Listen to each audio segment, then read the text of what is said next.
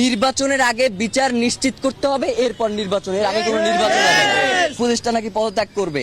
ফাইজলামি করেন মিয়া, বুইরা ভাম কোথার জানো, ফাইজলামি করতে আসেন, মানে সারাক্ষণ খালি ভেটকাইতে আসেন। আপনাকে কি পদত্যাগ মানে হচ্ছে আপনি কোনো কিছু পারতেছেন না, আস্তে কইরা চুপচাপ চলে যাবেন, এই জন্য কি আপনার ষড়যন্ত্র উপদেষ্টা বানানো হয়েছে? ওই জায়গা দিয়ে আপনি লড়তে পারবেন না। আপনার পুরো এই ঘটনার সাথে কারা কারা জড়িত এইটা নিশ্চিত কইরা আপনি এইখান থেকে যাইবেন, এর আগে আপনি কোনো জায়গায় যাইতে পারবেন না। মানে হইলো যাইয়া আপনি যাবেন, কোনো সমস্যা নাই, তার আগে বলবেন যে আপনারা কে বাধা দিছে এই দায়িত্ব পালন করতে, আপনি কার কার জন্য এই দায়িত্ব পালন করতে পারেন নাই, কে এই খুনের তদন্ত করতে আপনারা বাধা দিছে, সব কথা বইলে দিয়া এরপর আপনি যাইতে হইবে। এছাড়া আপনার যাওয়ারও কোনো সুযোগ নাই। এবং ডক্টর ইউনূসকেও আমরা বলতে চাই যে বাংলাদেশের জনগণ আপনাকে প্রধান উপদেষ্টা বানাইছে এই জনগণের স্বাধীনতা সার্বভৌমত্বকে টিকিয়ে রাখার জন্য।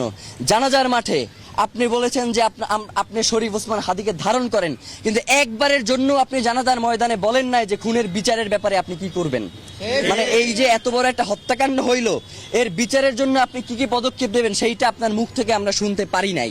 মানে আপনার যে অসহায়ত্ব সেইটা আমরা দেখতে পাইছি। আপনি আসলে কিসের কারণে অসহায় সেইটা আমরা জানতে চাই। আপনাকে কে অসহায় করে তুললো এইটা আমাদের কাছে আপনার জানাইতে হবে। মানে এইটা না জানাইয়া তড়িঘড়ি করে নির্বাচন দিয়ে এরপর আপনি চলে যাবেন, এইটা হবে না। নির্বাচনের আগে বিচার নিশ্চিত করতে হবে, এরপর নির্বাচনের আগে কোনো নির্বাচন হবে না। মানে বাংলাদেশের জনগণ শুধুমাত্র ওই সবসময় স্থিতিশীলতা রক্ষার জন্য রক্ত দিয়ে যাবে, এই ভুংসুম শেষ, এইগুলো আর চলবে না। এখন থেকে রক্ত দিব না। প্রয়োজনে যারা আমাদের ভাইকে হত্যা করছে, গুম করছে, খুন করছে, আপনারা যদি এই দায়িত্ব পালন করতে না পারেন তখন কিন্তু রক্ত নেওয়া শুরু করে দেবে। রক্তপাত একবার শুরু হয়ে গেলে এইটা আপনারা থামাইতে পারবেন না। সুতরাং আপনাদেরকে হুঁশিয়ারি করে বলতে চাই যে অতি দ্রুত ওসমান হাদির খুনের সাথে যারা জড়িত তাদেরকে দ্রুত গ্রেফতার করেন।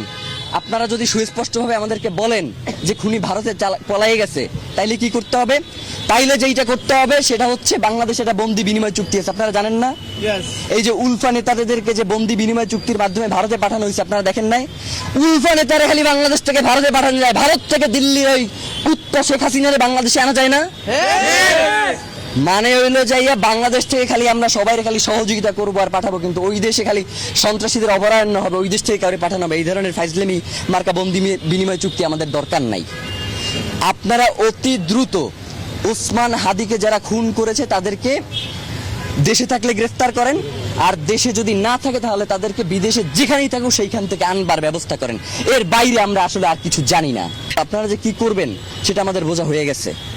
আপনাদেরকে আমরা ইনকিলাব মঞ্চের পক্ষ থেকে জানাইতে চাই যে অতি দ্রুত একটা দ্রুত বিচারিক ট্রাইব্যুনাল আপনাদের গঠন করতে হবে, যেখানে এই ঘটনার সাথে যারা জড়িত তাদেরকে অতি দ্রুত বাংলাদেশের বিভিন্ন গোয়েন্দা সংস্থার যে সর্বোচ্চ যারা ইন্টেলিজেন্স আছে তাদেরকে এর সাথে যুক্ত একটা দ্রুত বিচারিক ট্রাইব্যুনাল গঠন করেন।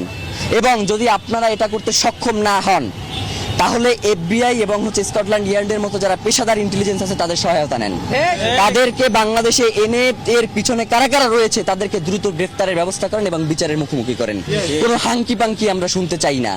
এই যে ইসের বন্দুক যুদ্ধের মাধ্যমে হত্যা করা এইসব বালসালা এখন আর আমরা জানতে চাই না। আমরা চাই ওসমান হাদিকে যারা খুন করেছে তাদেরকে জনতার সামনে এনে আপনারা উপস্থাপন করেন, তাদেরকে বিচারের মুখোমুখি করেন। এর বাইরে আমরা আর কিচ্ছু জানতে চাই।